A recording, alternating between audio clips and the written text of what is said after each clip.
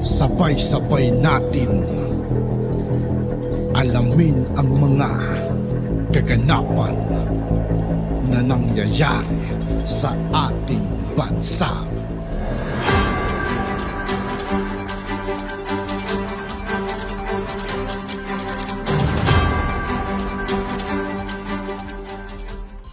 Yo, what's up mga kaibigan? This is Aitoki po again. Ngayon nandito ulit tayo sa channel ni News PH. Dito ulit tayo magbibigay ng comment at reaction. Kaya samahan niyo ako guys. Let's go! Bato, takot bang matulpo? Siya pa nagsorry, siya na winokatan, siya na nabastos, siya na napahiya, siya na nagmukhang tanga sa kanyang hearing. Siya pa po ang humingi ng pasensya o humingi ng paumanhin. Kaya Senator Tulfo. Takot ka ba matulpo, Senator Bato? Ikaw naman. Alam po, pero siyempre alam po natin kung bakit. Alam ko yung ginawa ni Senator Bato eh, 'di ba? Member niya ng committee yun, nag-walk out. Alam niyo. Humingi, siya yung nag-approach kahit na po siya yun na yung nabastos ha. Sa totoo po siya po yung nabastos kasi siya yung chairman ng committee. Na, kumbaga siya yung pinag-walk outan. Siya po yung pinag-walk outan. Chairman siya ng committee. Tapos nag-walk out yung member niya. Dapat ang humingi ng ang makarealize na may mali yung member ng committee. Okay.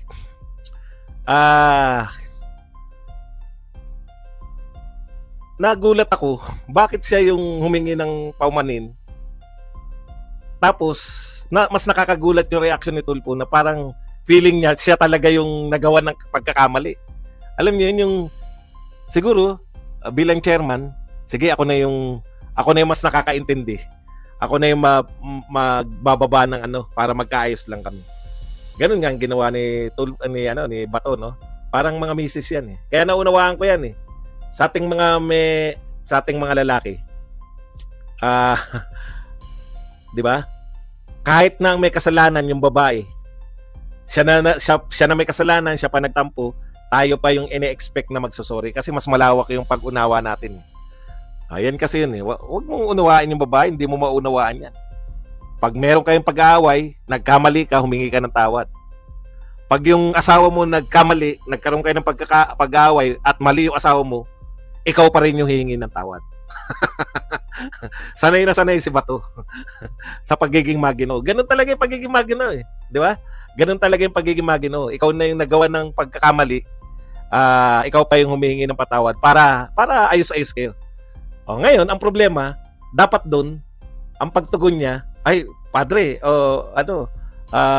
pre, o kaya kung ano man ang tawagan nila, pasensya ka na rin kasi nadala lang ako ng emosyon. Di, mas maayos, hindi. Tinanong si Bato, eto sagot eh. Siyempre tatanungin siya, nag-press con siya eh. Sabi sa kanya, si Tulfo ba? Nagsorry ako kung hindi mo nagustuhan yung pagpapatakbo ko sa committee, hearing natin. Sana wag ka na magtampo kagad, di ba? Alam niyo yun, pagsasorry yun, pero may patama yun eh, di ba? Sana wag ka magtampo agad kasi yun yung pag-handle ko ng committee. Pero ang sabi ni De La Rosa, Tulfo did not apologize. So far, hindi naman siya nag-apologize. In fairness to him, bago siya nag-walk out, nagpaalam naman siya sa akin. So hindi pa rin nag-apologize kahit na nauna na yung ginawan mo. Antindi talaga eh, no? Baka yan yung nakakatakot, no? Baka sa tingin niya, siya pa talaga yung tama.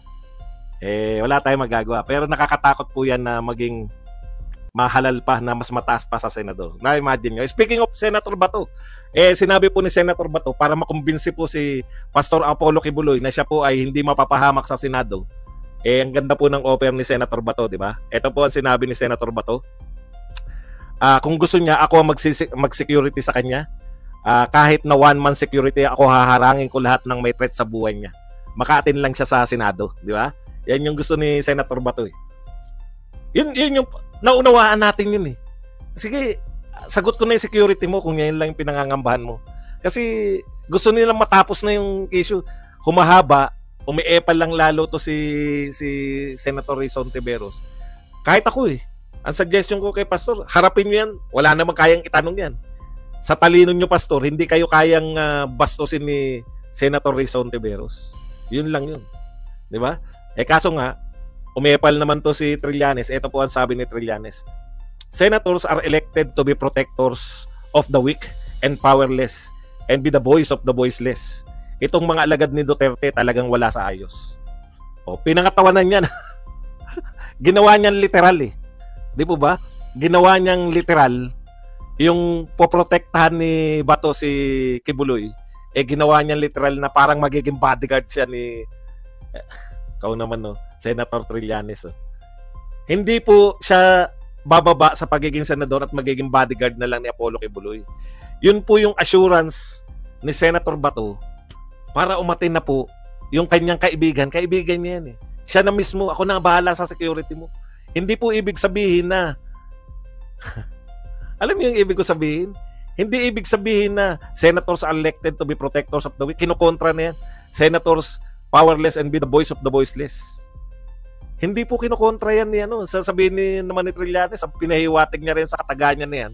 Bakit ang poprotektahan mo ay si Kibuloy? Samantalang dapat ang pinoprotektahan mo yung nag-aako sa kay Kibuloy. Hindi naman po yun yung point dun eh. Yung point niya dun, umatin ka lang. Hindi ba yan ang gusto ng mga senador? Hindi ba yan yung gusto nating lahat? Na umatin na finally si Kibuloy? Wala po sa context, out of context po lagi. Yung mga birada eh, no? Out of context po palagi. Yung bang sabihin nyo na si Duterte nakikipag-deal dyan sa hindi ko na talaga makuha yung mga punto ng mga Tokmolins na to eh. Okay, ito po muna. Ayon po sa isang congressman, ha? Nakalimutan ko, tignan natin pangalan ng congressman na to. Okay, inuutusan niya ang Pangulo. Hindi naman, hinihimok, no? Hinihimok niya, pero gusto niya rin utusan. Agri Party List Representative Wilbert Lee said Marcos was the best person who could handle the issues hounding the agency. For me, to fast-track everything, to resolve everything, and not put any more delays on this, the President, in the meantime, should take over while he is looking for the most suitable candidate to head the NFA, o National Food Authority. Okay. Kasi ganito po yung nangyari sa mga hindi po nakakalam. Baka nakatutok lang lahat kay Kibuloy. Ang nangyari po, wag po kayo magagalitin no pag sinabi ko minsan na Bato, Kibuloy, Duterte, Digong, hindi po pambabastos yan, no? Yung out of talakayan eh. Kilala, hindi ko po ganun lang talaga. Okay. Ito po sa totoo lang. Ito po dapat ang tinututukan niyo, hindi po ba?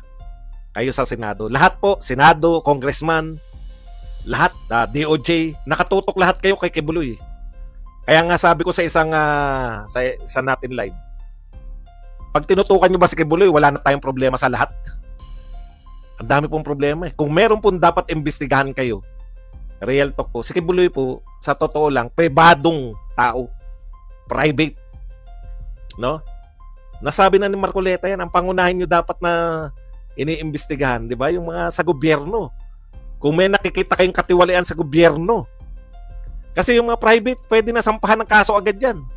Pero sa gobyerno po kasi, involved po doon yung pera ng taong bayan. Katulad po nito. NFA. Pinondohan po natin. Alam niyo po bang NFA? Pinopondohan natin yan para bumili ng mahal na bigas sa mga magsasaka. No? Bibili sila ng mahal na bigas, ibebenta nila ng mura. Subsidized. Kaya pag nagbenta po yan... Yun pala yun. At yun nga po mga kaibigan, dito po nagtatapos ang ating reaction video. Muli ako po si I2K ng Sundalo ng Tunggalo. Maraming salamat sa patuloy na pagsuporta. Yeah, peace out.